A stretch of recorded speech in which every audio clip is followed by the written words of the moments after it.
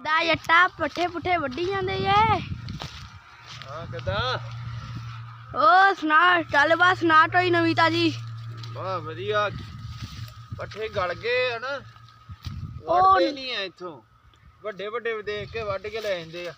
ਅੱਛਾ ਜੀ। ਤੇ ਇਹ ਵੱਢਦੇ ਹੀ ਨਹੀਂ ਆ। ਉਰੇ ਆ ਤੈਨੂੰ ਗੱਲ ਦੱਸਾਂ। ਦੱਸੋ।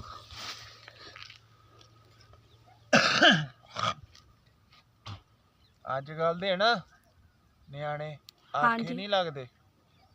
ਉਹ ਤਾਂ ਲੱਡਦੇ ਨਹੀਂ ਰੇ ਹਨਾ।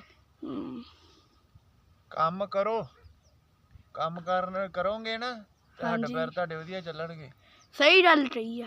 ਹੈਂ ਅੱਜ ਕੱਲ੍ਹ ਦੇ ਨਿਆਣੇ ਤਾਂ ਆਪੇ ਫੋਨ ਚਲਾਉਂਦੇ। ਪਹਿਲੇ ਜ਼ਮਾਨੇ ਵਿੱਚ ਤਾਂ ਫੋਨ ਚਲਾਉਂਦੇ ਹੀ ਨਹੀਂ ਸੀ ਹੁੰਦੇ। ਫੋਨ ਵਰਗੀ ਤਾਂ ਚੀਜ਼ ਹੀ ਨਹੀਂ ਸੀ ਹੁੰਦੀ। ਹਾਂ ਠੀਕ ਆ ਜੱਟਾ।